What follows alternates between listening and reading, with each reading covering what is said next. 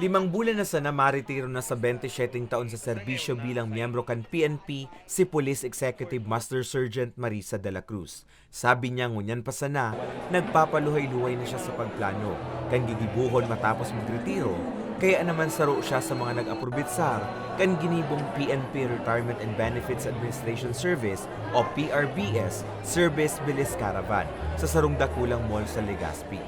Kahit hindi naman siya gaano marami, at least makakatulong ako. Lalong-lalo na doon sa mga pamangking kong andyan sa akin. Apwera sa mga siring ni De La Cruz na paritiro na sa serbisyo, yaon man sa caravan ang mga dati ng retirado, maging mga kapamilya kan mga retirado asin paritiro pa sana. Sigun sa pamayo kan PNP Retirement and Benefits Administration Service, dakulang bagay ang mga siring na programa nga ni mairani sa mga personahe kan PNP ang serbisyo kan sa indang opisina. Kaya ginagawa namin yun. Kaya pasensya na po kayo. Please bear with us.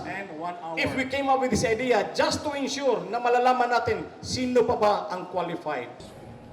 Apwera sa pagpasabot ng proseso sa pagretiro, pigtawan manin pagbiso sa pagtiripon ang man iba-ibang Police Retiree Association Incorporated o PRI, hali sa man iba-iba man na probinsya, asin syudad sa Bicol. Natin na talagang committed ang PRBS para titingnan ang kapakanan ng ating mga pensyonado.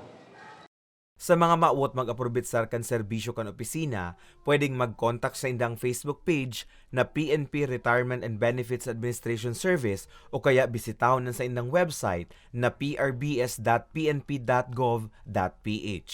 Para sa mga baretang tatak Bicol, Carmelo Balia.